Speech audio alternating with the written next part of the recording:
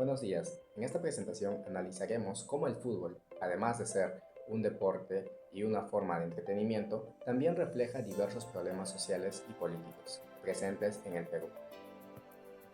Aunque muchas personas lo consideran únicamente un espectáculo, dentro y fuera de los estadios también se manifiestan situaciones de racismo, discriminación, violencia y exclusión. Esto demuestra que el deporte no está separado de la sociedad, sino que reproduce muchas de las dinámicas y conflictos que existen en ella. Número 7. Coronel. Sí, así es, él lo agrede realmente, ¿no?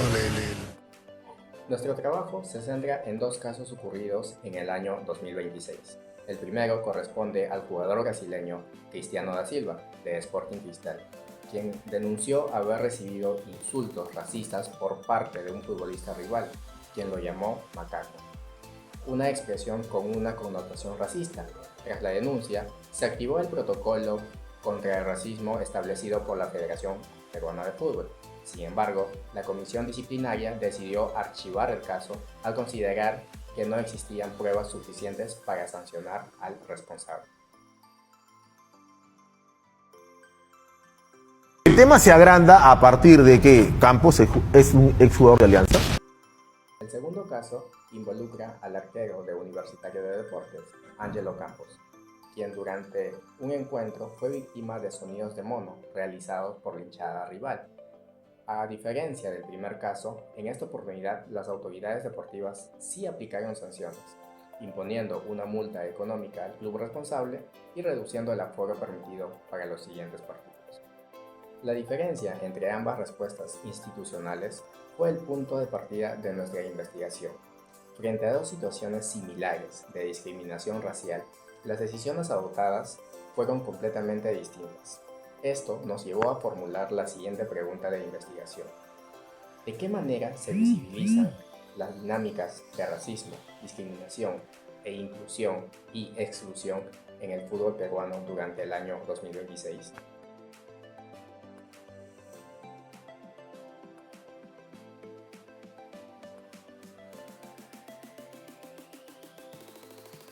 El primer concepto que utilizamos para analizar estos casos es el de deporte e identidad. Según Francisco Javier Capistegui, en su artículo de Deporte e Identidad o sobre cómo definirnos, el deporte no solo fortalece el sentido de pertenencia hacia un equipo o una institución, sino que también contribuye a construir identidades colectivas. En muchas ocasiones, esta identidad se forma diferenciándose del rival e incluso descalificándolo mediante estereotipos, prejuicios o expresiones discriminatorias.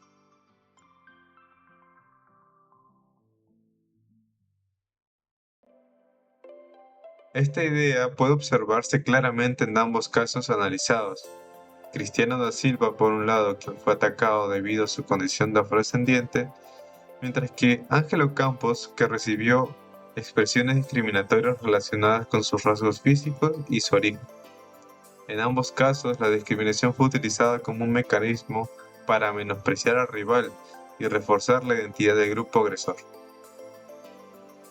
Por ello, entendemos que estos actos no constituyen simples insultos propios de la competencia deportiva, sino que son manifestaciones de problemas sociales que también existen fuera del estadio. El fútbol se convierte así en un espacio donde se reproducen relaciones de poder, exclusión y discriminación presentes en la sociedad. El segundo concepto corresponde al tema de racismo y protesta. Para ello utilizamos el capítulo de Black Lives Matter, protestas contra el racismo en la arena política durante el siglo XXI, escrito por Sandra González en el libro de Juegos Políticos. La autora explica cómo el movimiento Black Lives Matter transformó el deporte en un escenario en el cual la deportista, los clubes y las instituciones comenzaron a denunciar públicamente el racismo estructural. Gracias a esta perspectiva, ahora comprendemos que el caso de Cristiano da Silva no constituye un hecho aislado, sino que forma parte de la problemática internacional que también afecta al fútbol peruano.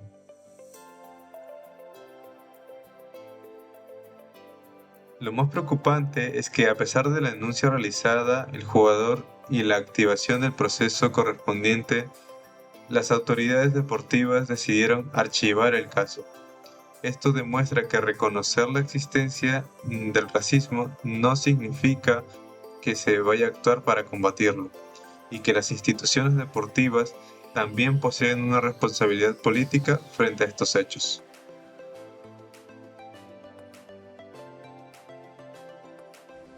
El siguiente aspecto que analizamos corresponde a los conceptos de inclusión e exclusión. Aunque Cristiano da Silva y Ángelo Campos fueron víctimas de actos discriminatorios relacionados con el racismo, las instituciones reaccionaron de manera muy diferente frente a cada situación. En el primer caso, la denuncia fue archivada y sin aplicar sanciones debido a la supuesta falla de pruebas. En cambio, en el segundo caso sí se impusieron medidas disciplinarias al club responsable. Esta diferencia plantea interrogantes sobre la igualdad con la que actúan las autoridades deportivas cuando enfrentan situaciones similares. Para comprender este fenómeno utilizaremos el artículo Nacionalismo y Fútbol, el rechazo de los gobiernos británico y francés a la Superliga Europea de Fútbol, de Jorge Hila y Bruno Rivas. Aunque este trabajo analiza un contexto distinto, demuestra que el deporte nunca funciona de manera completamente independiente de la política. Las instituciones deportivas toman decisiones que producen consecuencias sociales y políticas, ya que sus acciones influyen en la percepción de justicia, legitimidad y confianza por parte de la ciudadanía. Nuestro análisis no pretende afirmar que existió favoritismo, sino demostrar que respuestas tan diferentes frente a hechos similares generan incertidumbre y afectan la confianza en las instituciones deportivas. En consecuencia, el deporte deja de ser únicamente una competencia para convertirse en un espacio donde las decisiones institucionales tienen un impacto social. Cuando una autoridad decide sancionar o archivar un caso de discriminación, está enviando un mensaje sobre qué conductas son aceptables y cuáles no dentro del fútbol peruano.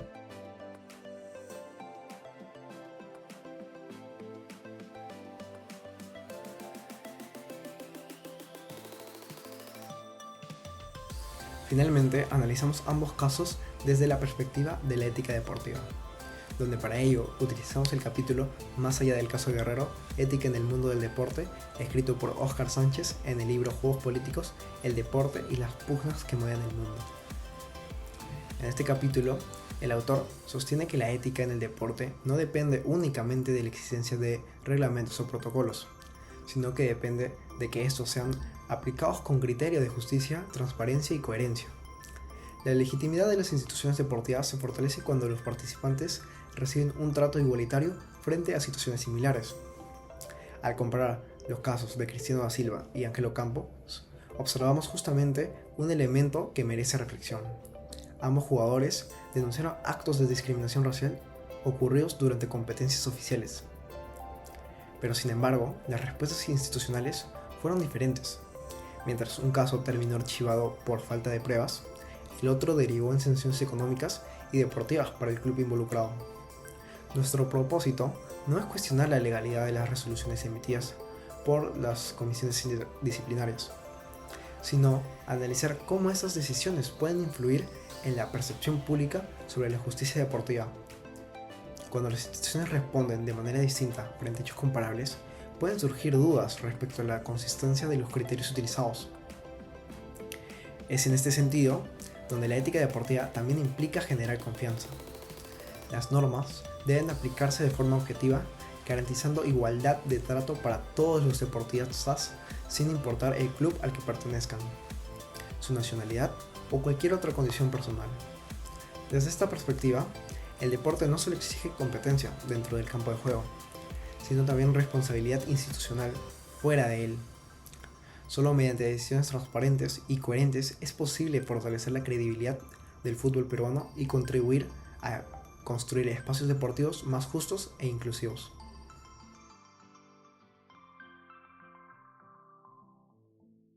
Para finalizar, analizamos el papel de la barra dentro del fútbol peruano. Para ello utilizamos el artículo Clubes y Barras en Perú, Alianza Lima y Universidad de Deportes, de Aldo Fanfichi y Jorge El Tierrolt, y el libro del barrio Estadio, Identidad y Espectáculo en el Fútbol Peruano, de Gerardo Álvarez Escalón.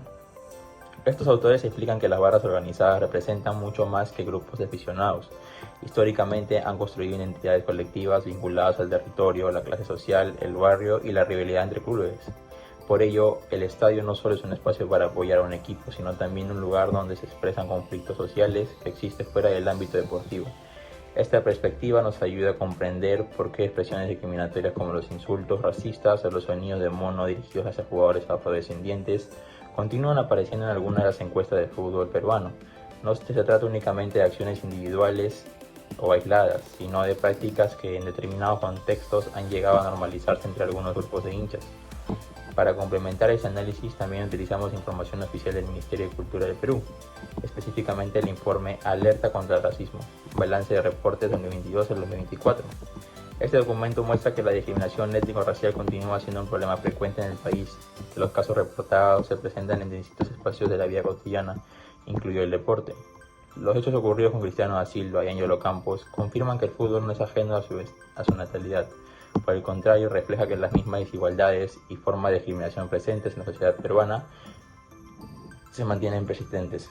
Como conclusión, consideramos que ambos casos demuestran que el fútbol peruano continúa siendo un escenario donde se evidencian problemas sociales como el racismo, la discriminación y la exclusión. Asimismo, muestran que las respuestas institucionales donde generan cuestionamientos sobre la manera en que se aplican las normas de frente a situaciones similares. A partir de los conceptos desarrollados durante el curso, comprendimos que el deporte no solo consiste en la competencia entre equipos o deportistas.